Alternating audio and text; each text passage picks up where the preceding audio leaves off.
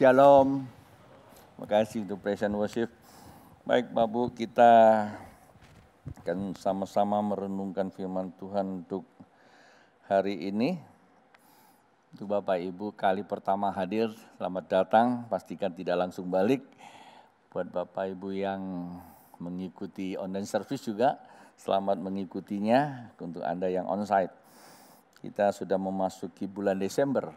Jadi akan mengakhiri tahun 2020, sebentar lagi kita akan memasuki 2001 dan tahun akan datang ya, melihat keilahian Allah, melihat keilahian Tuhan. Jadi sebuah perjuangan yang cukup panjang selama 1 tahun, dan kita sudah tahu bahwa janji Tuhan kita lebih dari pemenang. Kalau kita memasuki filosofi Alkitab, sebagai pemenang, ia akan melihat kemuliaan Tuhan di kerajaan 1000 tahun. Apakah tahun depan kerajaan 1000 tahun? Tidak satu orang pun yang tahu. Ya, yang jelas firman Tuhan yang akan mencerahkan kita. Bulan November kita menyelesaikan pelajaran tentang rumah Tuhan. Tujuannya apa rumah Tuhan? Tujuannya adalah untuk ibadah. Nah, di bulan Desember kita akan belajar sesi tentang manifestasi ibadah ilahi, ya, manifestasi ibadah ilahi. Pak Bu, di dalam ibadah selalu ada 3 yang harus kita ingatkan. Di dalam pertemuan ibadah selalu ada 3. Yang pertama itu fokus kepada penyembahan. Penyembahan itu adalah hubungan pribadi dengan Bapa di sorga. Jadi penyembahan itu adalah hubungan dengan Tuhan. Yaitu berbicara tentang apa? Personality kita, personal kita.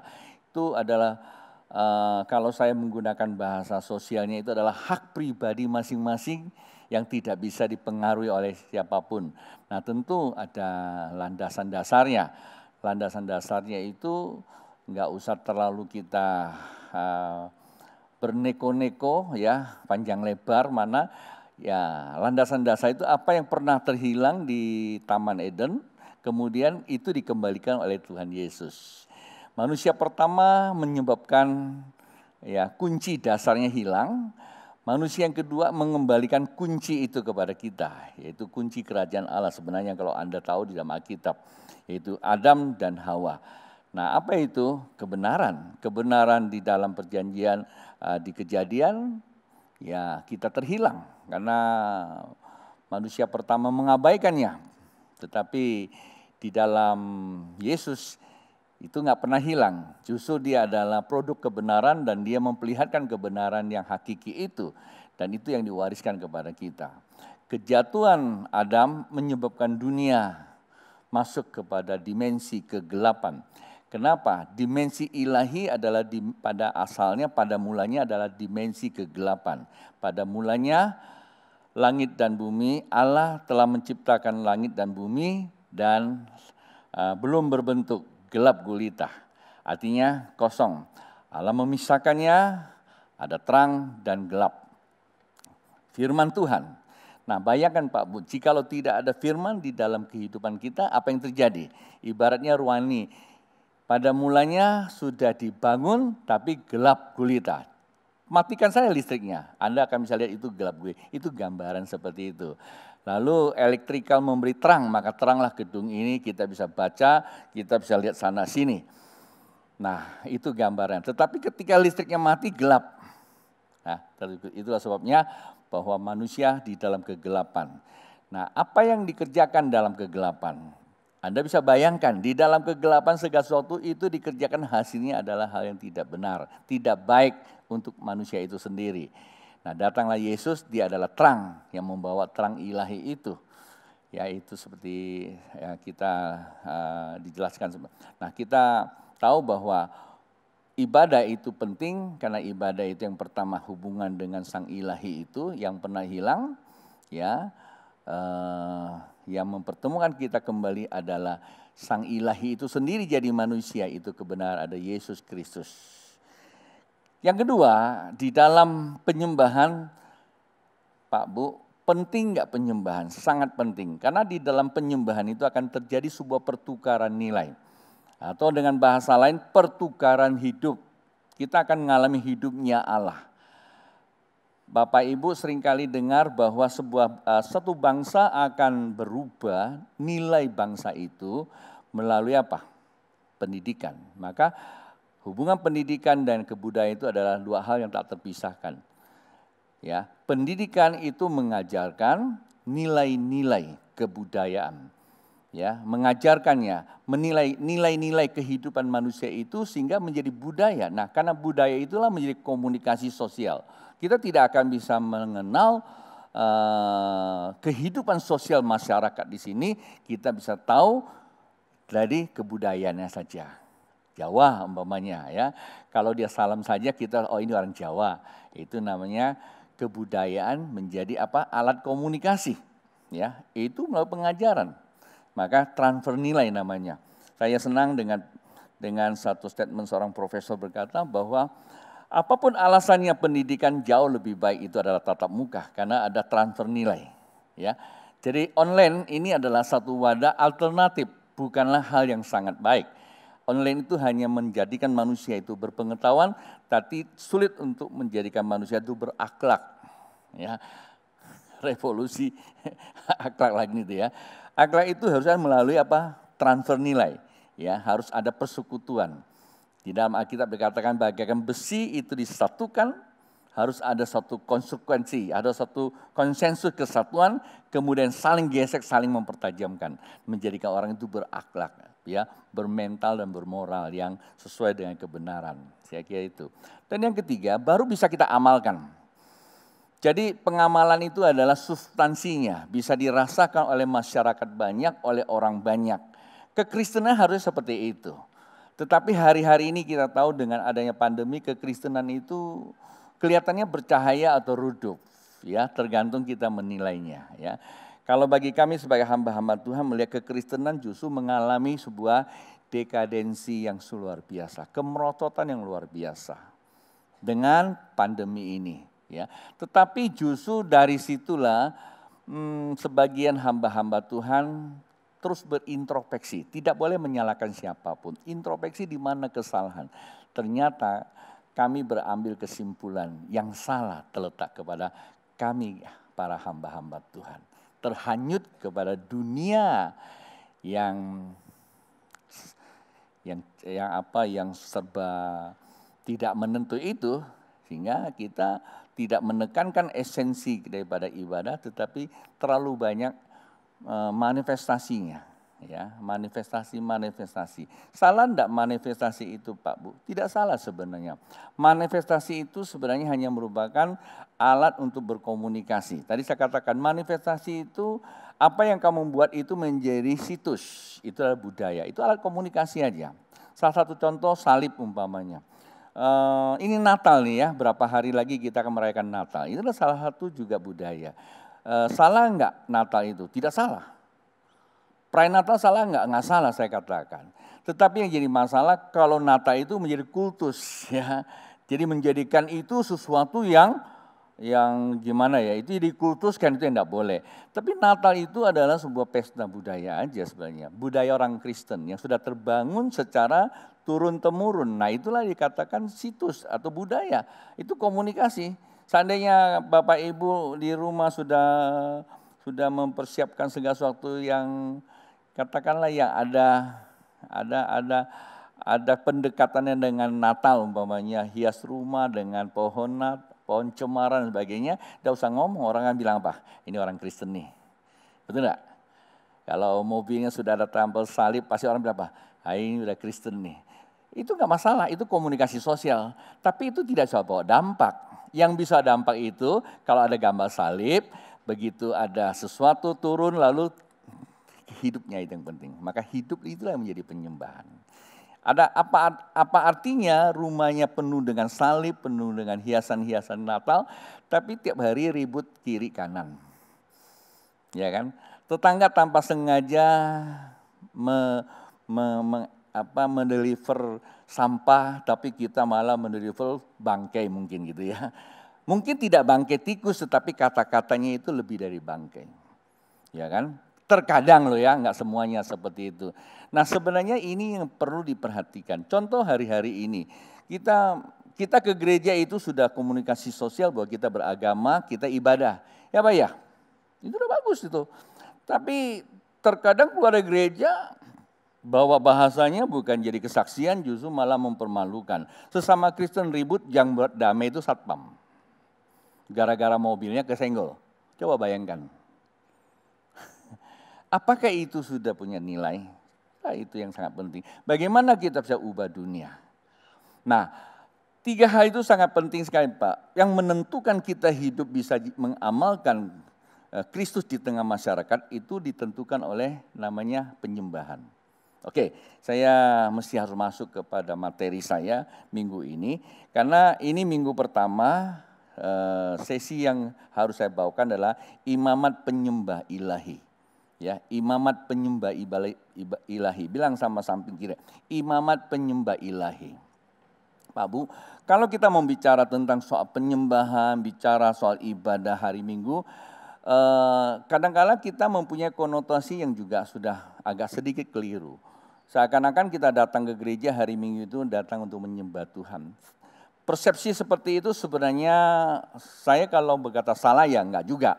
Saya katakan itu kurang pas. Kenapa? Bagaimana kita bisa menyembah Tuhan hari Minggu dengan durasi waktu? Ya kita tidak tahu hari ini masih kita diperbolehkan ya, masih diperbolehkan dalam pertemuan walaupun dilimitkan ya, ada waktunya oleh karena pandemi. Tapi kita apakah mungkin besok lusa sudah dibebaskan lagi? Kembali seperti dulu sesuka-suka kita, belum tahu. Mungkin juga lebih sulit lagi, mungkin satu hari nggak bisa lagi ada pertemuan. Terus dalam pikiran kita bahwa ada online kok, ada jaringan elektronik is okay, ya. Tapi kalau satu hari itu semua sudah tidak ada gimana? Ya sudah tidak ada ibadah kan gitu, kira-kira gitu kan. Nah ini yang kurang disadari Pak Bu. Kurang disadari sehingga pendapat seorang hamba Tuhan saya kaget juga. Setelah survei selama 6-7 bulan ini penuh dekadensi ya. Ini kerusakan. Saya katakan krisis iman itu penurunannya mencapai di bawah minus sudah. Iman. Indikasinya apa Pak Bu? Indikasinya soal dia dalam pertemuan aja. Pertemuan online, on-site, dan juga komitmennya. Komitmen belajarnya. Komitmen pertama adalah dia mendengar firman Tuhan itu baca. Yang kedua, dengar khotbah. Nah sekarang banyak orang bukan lagi dengar khotbah tapi dengar kesukaan apa yang dia mau dikhotbahkan. Kalau dulu kita mungkin masih terikat kepada komitmen kita gereja. Kalau kita umpamanya hari Minggu, saya sudah nggak terlalu mood nih dengan gereja ini nih, ya. Saya mau ke gereja A aja lah, B aja, kan sungkan kan, kadang onsite kan, masa sih di Minggu terus bilang. Tapi ada yang cuek juga sih, ya. Nggak mau tahu, pergi aja gitu. Dia nggak tahu pengaruhnya nanti didikannya buat anak cucunya itu gimana. Karena ada konsekuensi logis yang kita tanamkan dalam jiwa kita itu jadi impartasi buat mereka. Itu tanpa nilai. Jadi anak, istri dan akhirnya keluarganya nggak mempunyai keutuhan. Firman Tuhan kata rukun itu mempunyai nilai keilahian yang melekat bagaikan minyak. Yang ngalir dari Harun kepada palak dan jubahnya turun. Itu firman Tuhan, itu kebenaran, kebenaran yang hakiki, ya. Nah, ini kadang-kadang kita tidak menyadari kan. Nah, kalau dulu kalau masih onsite kan terlalu. Tapi kalau online gimana? Gitu lagi, beda, gampang, tinggal hanya ditentukan oleh tangan kita. Jadi hidup mati Anda ditentu tanganmu itu. Nah ini Pak Bu, jadi sebenarnya saya tidak mengatakan itu salah, saya hanya mengatakan apa yang dibangun. Hari-hari ini yang kita mesti bangun yang pernah terhilang itu di Taman itu kebenaran. Kebenaran menumbuhkan namanya iman. Iman itu membuat kita mengembalikan hubungan dimensi yang telah meninggalkan kita, yaitu dimensi ilahi atau dimensinya sorga di bumi. Nah, karena ini adalah imamat penyembah, tentu saya harus memakai firman Tuhan yang ada hubungan dengan penyembahan. di dalam Alkitab itu yang paling gampang dihafal, yang paling kenal itu adalah Yohanes pasal yang keempat, Pak Bu. Perhatikan Yohanes pasal keempat berkata demikian. Ayat 22, kamu menyembah apa yang tidak kamu kenal, kami menyembah apa yang kami kenal, sebab keselamatan datang dari bangsa Yahudi. Pak Bu, Tuhan Yesus sendiri yang berkata kepada wanita Samaria, ada begitu banyak orang menyembah tapi yang gak kenal. Kenapa? Terjerat kepada namanya apa? Penyembahan secara simbolik dan ritualistik. Dan memang itu semua tidak salah sebenarnya. Itu pun sudah difirmankan oleh Allah. Terciptanya ada simbol-simbol penyembahan. Dan ada ritual-ritual penyembahan. Tetapi jadi persoalan kalau simbol dan ritual itu menjadi kulturnya. Sehingga itulah yang menimbulkan namanya apa? Probabilisasi spiritual. Akan terjadi sebuah kerancuan nilai spiritual. Bukan kita mendapatkan kebenaran Allah yang ilahi yaitu adalah spirit yang dikatakan Roh Kudus, tetapi kita masuk ke suatu kebenaran yang itu kebenaran juga, tapi pendapat saya sebagai hamba Tuhan dan orang yang mempelajari, itu kebenaran yang bersifat relatif. Kata relatif pada masa itu memang itu dipakai sebagai suatu simbol ya untuk memperkenalkan kepada mereka. Tetapi bukan itu tujuannya. Tujuannya adalah hubungan pribadi dia dengan Bapa. Contoh yang sederhana begini Pak Bu. Tadi saya kasih contoh salib. Hari ini pakai salib juga tidak masalah. Kalau Anda punya salib di rumah pasti sudah memberikan sebagai label orang Kristen. Nggak masalah, itu komunikasi sosial. Tapi kalau salib itu digantung di rumah, kemudian lalu dikasih hiasan, konon katanya kalau ada salib setan takut. Ada yang pernah dengar gitu enggak? Sehingga tidur kamarnya katanya ada setan, salibnya dipasang banyakan. Dan saya kira itu sebuah kerusakan. Kerusakan apa? Kerusakan mental. Salib tidak salah. Nah, Tuhan menegur siapa? Menegur bangsa Israel. Ada satu masa bangsa Israel sedang dihadapi suatu kondisi yang namanya bencana, ya, wabah, mereka meninggal karena dipatok sama ular. Lalu Tuhan menghindari itu pakai apa? Membangun namanya ular tembaga. Bagi mereka yang lihat ular tembaga maka dia akan sembuh. Itu kan firman kan, betul nggak? Itu kebenaran juga. Tetapi itu kan sebenarnya pada saat itu Tuhan menjadikan itu sebagai alat untuk kita punya hubungan, ketaatan. Yang menyembuhkan bukanlah ular tembaga itu. Yang menyembuhkan adalah firman-Nya. Tapi karena ketaatan kamu. Setelah itu Tuhan tidak suruh kamu ngelihat itu terus lagi. Nah sekarang kamu tidak taat kepada firman, tapi kamu tetap taat kepada barang ini. Maka Tuhan bilang apa? Terkutuklah orang memberhalakan. Ini yang dikatakan simbolistik. Sama seperti ini juga. Dikatakan apa? Nenek moyang kami menyembah di gunung ini dan di Yerusalem. Kata Tuhan apa? Saatnya akan tiba. Bukan lagi di gunung atau di Yerusalem. Nah artinya apa? Artinya penyembahan itu seturut dengan apa yang Tuhan mau. Bukan apa yang kita mau. Yang kita mau, yang kita tahu. Yang kita buat berdasarkan budaya. Hari-hari ini pergeseran tentang penyembahan di gereja. Kalau kita belajar kembali kepada gereja-gereja zaman dahulu, zaman ortodok gitu ya. Tidak kelihatan alat musik, tidak kelihatan yang seperti begini, tidak ada. Tapi oleh karena perubahan zaman munculnya seperti ini. Semakin ke depan semakin... Ya kita tahu sendiri di beberapa negara saya kadang-kadang masuk aja saya rasanya tuh nggak enak gitu. Tapi itu justru orang suka. Dia katakan aku sedang nyembah Tuhan, sedang memuji Tuhan. Pertanyaan itu salah nggak? Kalau itu sebagai suatu perubahan ya probabilitas kehidupan dan itu membawa orang bisa datang lalu bisa berhubungan sama Tuhan pribadi is okay nggak apa-apa. Tujuan kita adalah hubungan sama Tuhan, itu yang sangat penting. Bukan soal media-medianya. Tapi hari-hari ini banyak orang dibangun oleh media-media itu sendiri. Sehingga hubungan pribadinya menjadi lenggang. Akibatnya apa? Mudah terjadi keretakan. Yang mudah berubah itu apa? Yaitu medianya kan. Tuhan nggak pernah berubah, tapi yang berubah itu media. Media komunikasi, mungkin dulu bahasanya sederhana karena belum banyak belajar.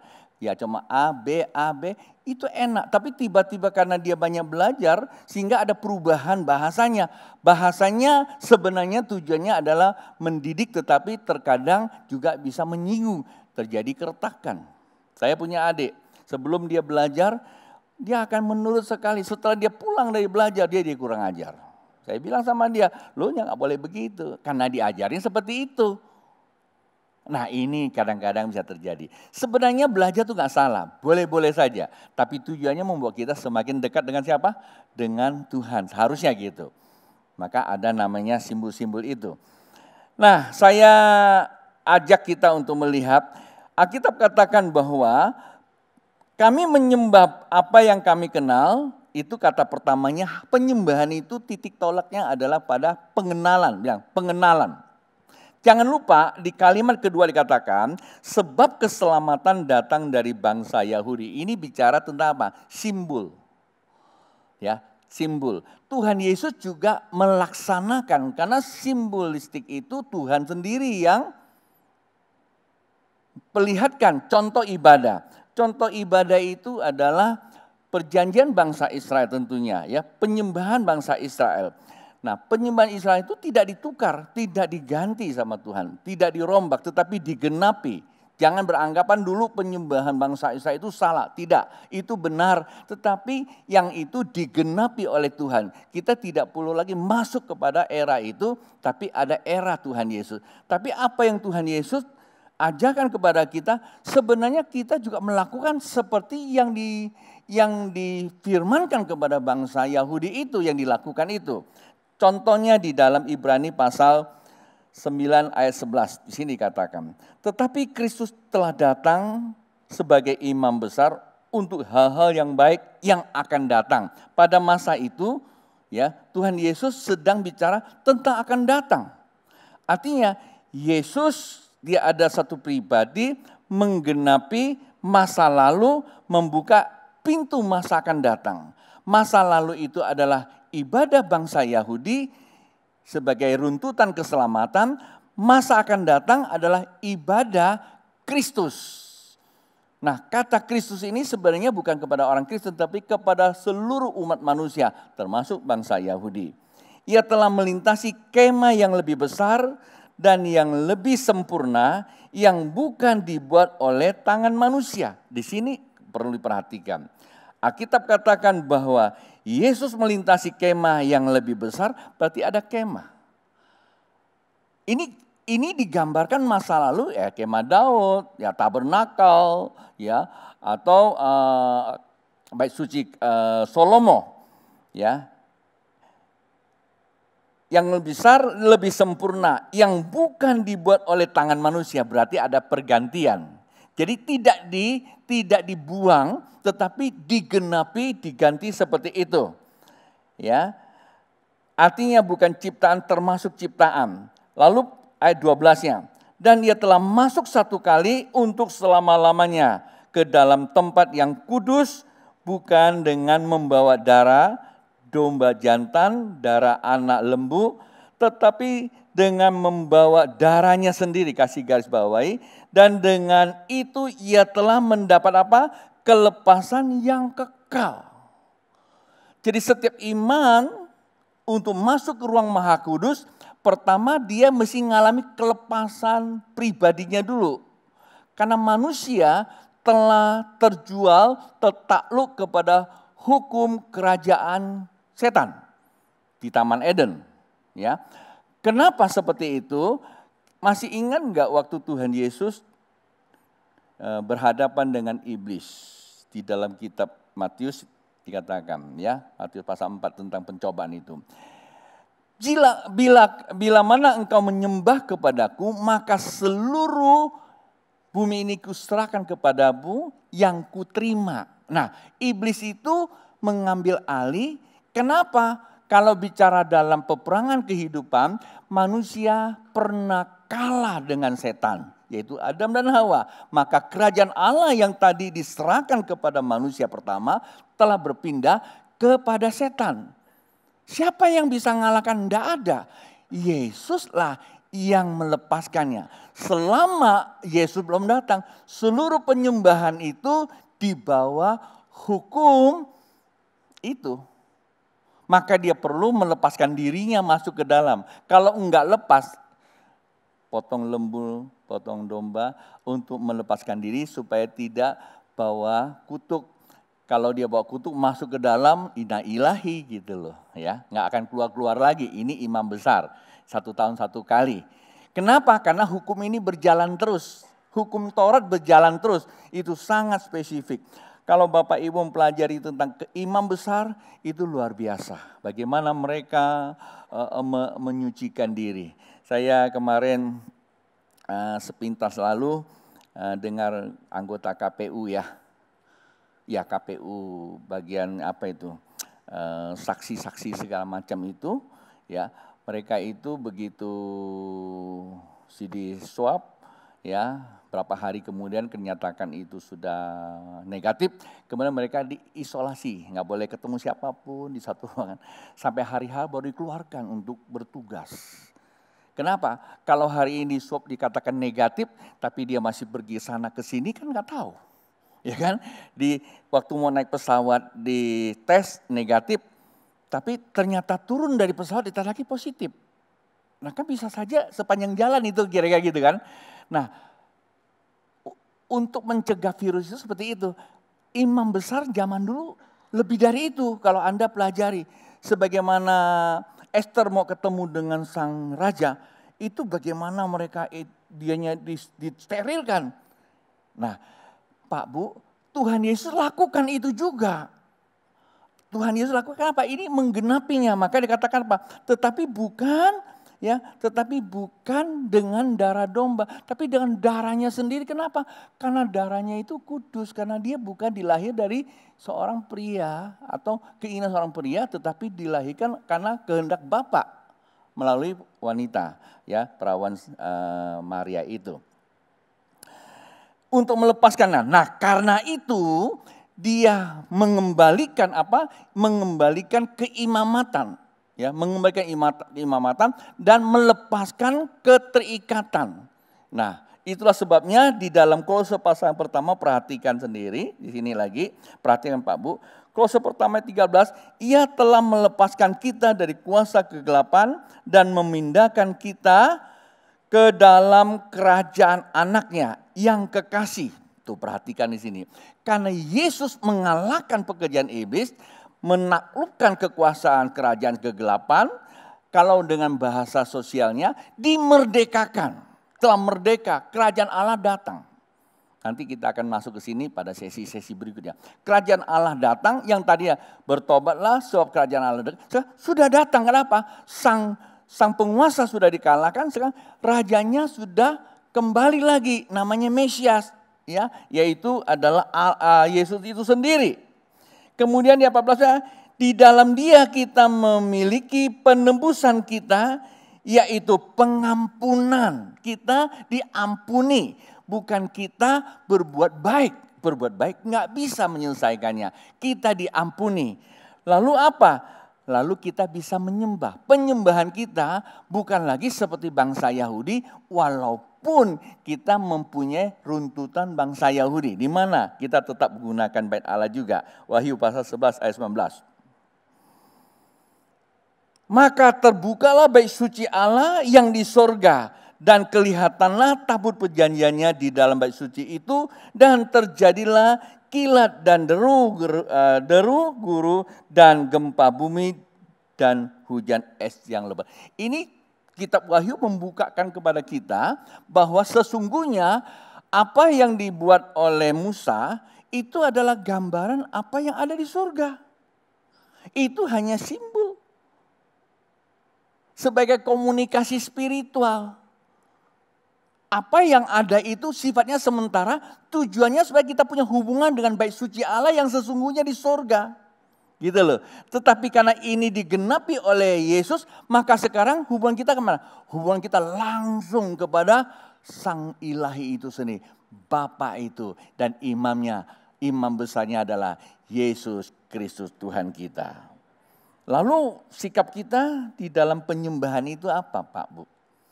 Setelah kita mengerti itu. Ini saya tutup dengan ayat ini. Perhatikan. Di Ibrani pasal 10 ayat 19 berkata, jadi saudara-saudara, oleh darah Yesus kita sekarang penuh keberanian dapat masuk ke dalam tempat kudus. Perhatikan. Tempat kudus itu di mana? Surga sebenarnya. Ya, surga. Tempat kudus surga. Karena Bapa di surga, dikuduskan namamu ya di surga. Kita berani masuk ke surga. Entah dulu ya, saya tuliskan ayat 20.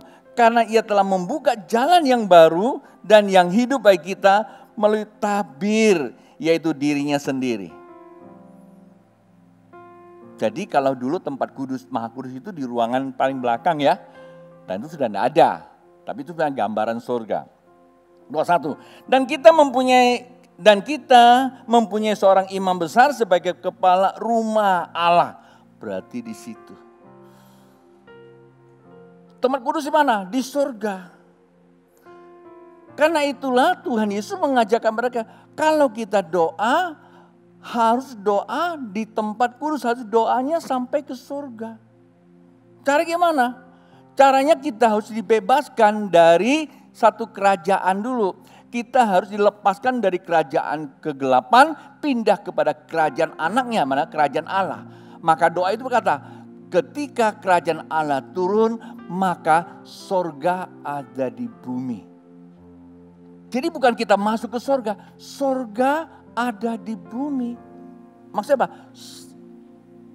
Datanglah kerajaanmu, jadilah kehendakmu. Di bumi seperti apa? Seperti di sorga. Berarti apa? Sorganya sudah turun ke bumi. Bukan sorganya, ideologinya, ya, suasananya. Apa dalamnya? Ada kedamaian. Maka dikatakan, sorga itu ada kedamaian, ada sukacita, ada kebenaran di dalamnya. Jadi penyembahan kita langsung berhubungan dengan siapa? Berhubungan Sang Ilahi, itu Bapa. Apa yang menyatukan kita? Yesus. Yesus itulah yang menyatukan dua dimensi yang terpisah. Dimensi ilahi dan dimensi energi, ya kata dunia. Oleh karena dosa. Tetapi Yesus melepaskan kita dari maut, menghapus dosa, melepaskan kita, menyatukan antara dimensi ilahi, yaitu dimensi sorga, dengan dimensi energi, dimensi bumi, jadi satu. Yesus itu kebenaran. Bagaimana kita menyikapinya? Hanya 3 hal yang penting. Pertama apa? Lihat Yesus, lihat Yesus. Bukan lihat elemennya. Bukan lihat tubuh Yesus ya. Aku kadang bilang lihat Yesus, nanti Anda yang suka nonton filmnya ngebayangin Yesus itu yang gondrong, yang ganteng. Jadi Anda bukan menyembah kepada Bapa, malah kadang-kadang malah menyembah kepada situs-situs yang ada. Nggak masalah ya, sekarang kalau di rumah ada gambar Yesus gitu ya, Anda sudah tahu wah ini orang Kristen. Itu namanya komunikasi budaya saja, komunikasi sosial. Tapi jangan itu jadikan ritualnya, jangan jadikan itu kultusnya. Itu hanya komunikasi, nggak masalah. Tapi yang jadi masalah itu kalau gambar Yesus itu ditaruh di dinding lalu disembah, nah, ini masalah. Ya, paham ya? Nah, pertama lihat Yesus, lihat apa? Lihat keilahiannya. Maka tahun depan kita akan banyak belajar. Lihat keilahian dia. Udah tertulis di Alkitab, maka banyak baca. Bagaimana dia menolong seseorang. Bagaimana sikap hatinya. Bagaimana sikap pengorbanannya. Bagaimana sikap kerendahan hatinya. Lihat itunya. Lihat, lalu menyembah. Di mana? Di mana saja Pak Bu. Nggak ada online juga nggak apa-apa, nggak ada TV nggak apa-apa. Mungkin nanti Anda akan masalah ekonomi, nggak punya kuota lagi bayar, mungkin jaringannya masih ada, tapi nggak punya duit tuh bayar kuota. Apakah nggak bisa ibadah? Nggak apa-apa, ya nggak ke gereja nggak apa-apa, nggak ada gedung nggak apa-apa. Yang penting kamu udah kenal di mana sembah. hatimu yang menyembah. Ya, melihat, menyembah. Kata menyembah itu mengalami pertukaran nilai. Hidupnya Bapa, ya, hidupnya Bapa memenuhi hidup kita. Jadi hidup kita ini dimuliakan oleh Bapa, dimuliakan oleh ilahi Bapa. Setelah hidup kita dimuliakan oleh Dia, kata Yesus bilang apa? Permuliakanlah anakmu ini. Masih ingat gak itu? Di dalam Yohanes pasal 17 ayat yang ke-5. Permuliakanlah anakmu ini. Supaya apa? Supaya anakmu ini mempermuliakan engkau. Nah, sebenarnya itu. Waktu kita lagi menyembah, Tuhan sedang mempermuliakan hidup kita. Hidup kita jadi mulia. Kan itu kasih karunia. Kasih karunia apa? Dibenarkan, disucikan, dimuliakan. Bukan karena perbuatan, tapi itu pemberian. Untuk apa? Supaya kehidupan kita mempermuliakan Dia dari perbuatan kita. Kita berbuat baik bukan untuk keselamatan, tetapi justru keselamatan kita bisa berbuat baik. Kita bisa beramal, pertama sesama kita datang untuk berfellowship. Ya, itu gambaran bait Allah, sungkem satu sama lain, saling berbagi, ada yang bisa main musik di atas, ya. Mereka bukan jauh lebih baik, tapi ini semua karena talenta panggilan. Apakah karena mereka Tuhan hadir? No. Apakah Anda semua hadir di sini Tuhan hadir? No, tidak. Kita hadir di sini karena kita tahu Allah memberikan kasih. Saya harus hadir sebagai kelengkapan daripada komitmen saya. Ini namanya komitmen ilahi. Bukan saya suka, saya capek, saya malas. Bukan, nggak datangnya. Kita punya konsekuensi itu. Nah, ketiga hal ini Pak membuat kita memperlihatkan bahwa kita sudah hidup di dalam kerajaan Allah. Kita sudah berideologikan, nah saya gunakan bahasa ideologi, berideologikan surga. Apa itu? Kelimpahan. Kelimpahan apa? Kelimpahan dalam hal apa saja. Kelimpahan kita punya kuasa mengusir setan, kemiskinan, kebodohan, kita punya kelimpahan itu. Kita tidak perlu terlalu pakai macam-macam. Begitu kita berkata-kata saja, kita mengajarkan usir setan dalam nama Yesus, artinya tinggal dalam nama Yesus. Bukan pakai nama Yesus. Anak sekewa pakai nama Yesus nggak keluar setannya. Karena dia nggak tinggal dalam Yesus. Berapa banyak orang Kristen doa nggak sembuh, cari pendeta. Pendeta doakan juga nggak sembuh. Ya nggak tinggal dalam Tuhan, cuma punya agama Yesus. Tinggal dalam Tuhan. Maksudnya apa? Kalau tinggal dalam Tuhan itu apa? Apa yang kau kenal Tuhan itu keluar dari kehidupan kita. Bukan sekedar datang ke gereja, tapi keluar dalam kehidupan kita, sehari-hari kita perlihatkan.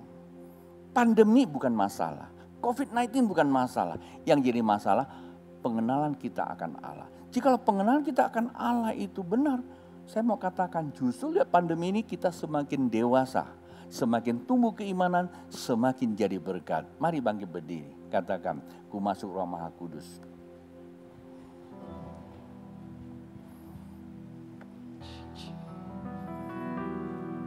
Masuk Roh Maha Kudus.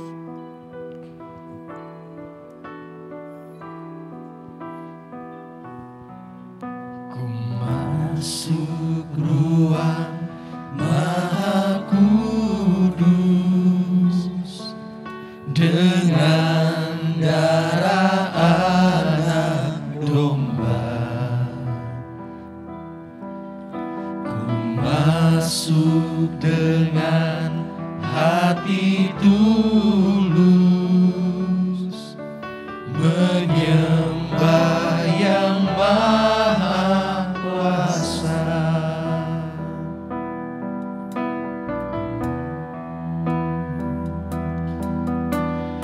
Masuk ruang Maha Kudus dengan darah anak domba.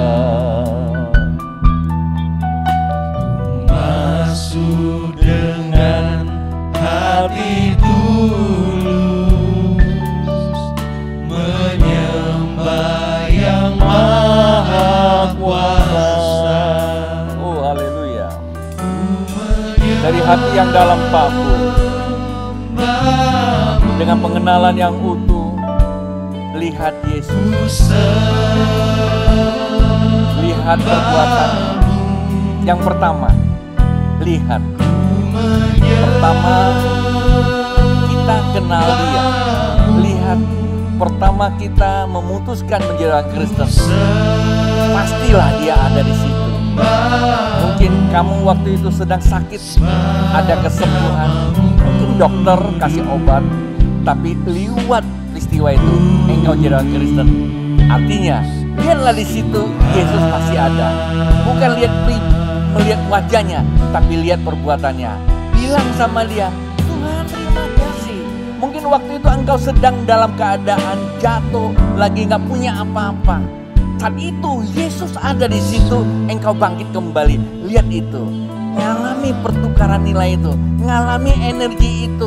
Tapi hari ini engkau sudah jaya, engkau sudah diberkati. Lihat itu, supaya engkau sadar bahwa engkau ada karena dia. Itulah penyembahan. Setelah itu engkau dapat distimulasi oleh energi itu, melakukan, bukan terpaksa, bukan dipaksa, dan juga bukan karena kemauanmu, tapi kemauan Sang Ilahi. Lihat, benar enggak? Apakah kita lakukan keilahian Allah terlalu sulit di dalam hidup kita? Artinya kita sedang dijebak ke dalam sebuah sistem agama. Tetapi yang namanya keilahian itu semua berjalan sesuai dengan kebenarannya.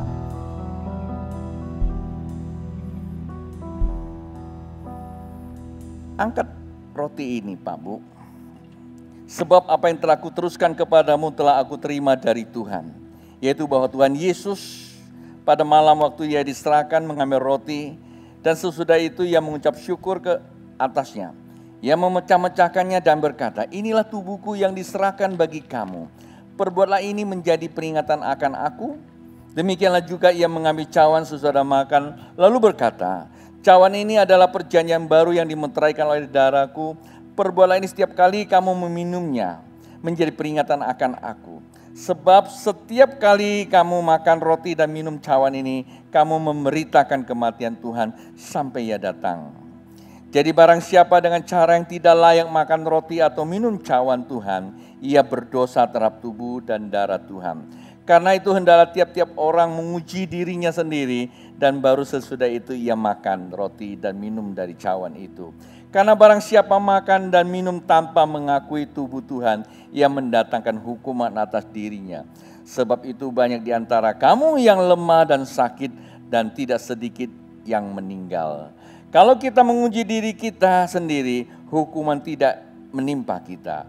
Tetapi kalau kita menerima hukuman dari Tuhan, kita dididik supaya kita tidak akan dihukum bersama-sama dengan dunia.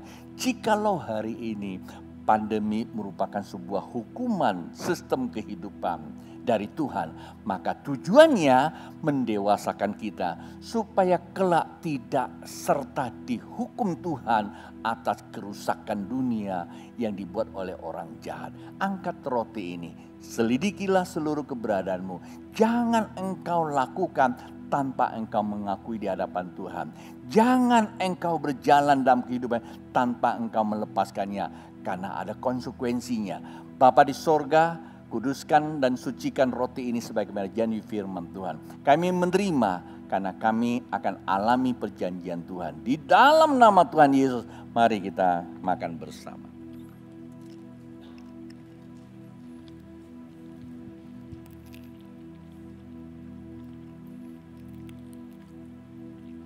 Alkitab berkata bahwa ia telah melepaskan dirinya. Lewat apa? Lewat penumpahan darahnya. Menyucikan dirinya dari hukum dunia, kerajaan dunia. Ia masuk ke hadirat Allah sebagai imam besar. Oleh darahnya, Anda dan saya diampuni, dilepaskan. Kita dipindahkan dari sebuah kerajaan kegelapan masuk ke kerajaannya. Maka Anda dan saya menjadi seorang imam yang berkerajaan, imamat penyembah ilahi. Mari kita minum anggur yang Tuhan katakan darahku sebagai darah penebusan. Pak Bu, Syukurilah apa yang Tuhan telah buat di dalam kehidupan kita. Ia telah lakukannya. Tuhan, sucilah Engkau. Oh, haleluya, haleluya. Uria rabasakata karaya, rabaseketa karaya, rabasakata karaya. Umasakata karaya, rabaseketa karaya, ramasanta karaya, rabasekara raba. Umasakata karaya, rabasekata kala. Umasanda ya ramasekata karaya, rabasekata karaya, rabakara setika raba. Oh masata karaya raraba seka karaya raba sakarala. Oh masakata kalam. Oh ramasakata karama. Oh masakala, keilahian sorga tidak menerima darah dan daging. Darah dan daging menghapuskan dosa. Keilahian Allah menerima keputusan ilahi. Keputusanmu untuk kembali kepada Dia. Maka berkat terjadi pada setiap orang yang telah dipersekutukan kembali. Manusia batinnya telah diperbaharui. Maka ia dapat membangun manusia lahir untuk berkompetisi di dunia ini. Maka dia akan keluar lebih dari pemenang untuk selalu melihat kemuliaan ilahi Tuhan di dalam kehidupannya. Diberkatilah Bapak Ibu dalam segala keadaanmu. Yang sakit telah disembuhkan, yang sedih dihiburkan, yang lemah dikuatkan. Segala persoalan rumah tangga dan pekerjaanmu, Tuhan campur tangan di dalamnya. Di dalam nama Tuhan Yesus sama-sama katakan.